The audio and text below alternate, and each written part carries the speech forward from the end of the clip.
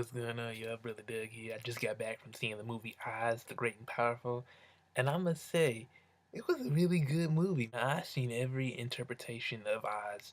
I've seen the original Wizard of Oz.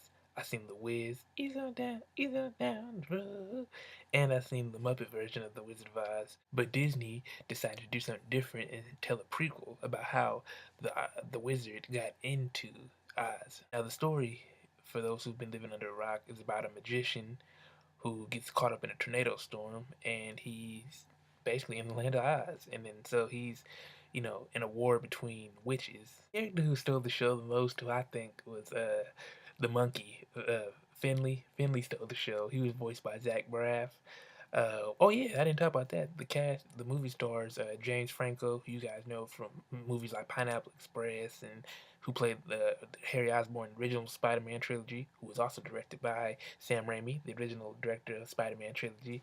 It also stars Mila Kunis, Meg, um, Rachel Weisz from The Mummy and from the recent Born Identity movie, and it stars Michelle Williams. Now, they definitely casted the right people to play the right roles. Like, the Witchers are beautiful, Michelle Williams, Rachel Weisz, even Mila Kunis before her transformation. I thought the story was well done.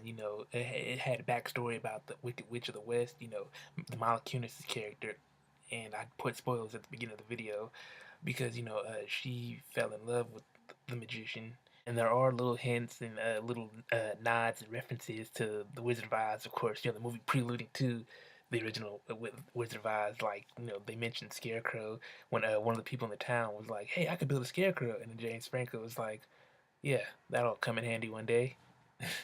And then in the forest, when he saved Finley from the cowardly lion, and remember that makes sense because even on the Wiz and the Wizard of Oz, the lion and on the Muppet one too, the lion keeps talking about how he was humiliated in the forest and how he became a coward, and now we know why. Visual effects were beautiful. I liked how in the beginning of the movie it paid homage to like the 30s era of film, how it had black and white and then transitioned into color. I like that. That was pretty cool. You can definitely tell with the acting that they were trying to interpret what they did back in the 30s and 40s, with the film, how they're acting like, "Oh my God, like this.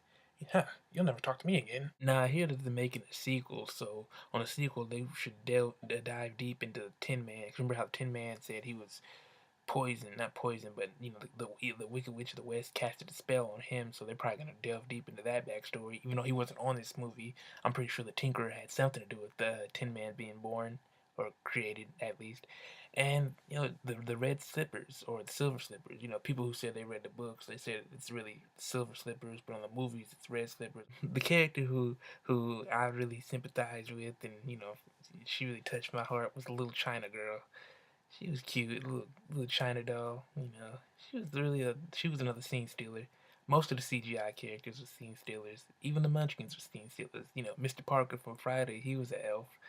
Elf, a Munchkin. Didn't see it in 3D, but the movie is definitely money's worth. You can see it in 3D, 2D, IMAX 3D, Super IMAX 360 3D, 568. I'm just making up numbers, but you can see it in any version and it'd still be a great movie. Other than that, I give this movie a 5 out of 5, y'all. And this is my first movie review of the year, so hey, what better way to start off with a good movie? You guys subscribe, comment, like the video, share the video, follow me on Facebook and Twitter, and do whatever you can, then contact me. Go see this movie. Deuces.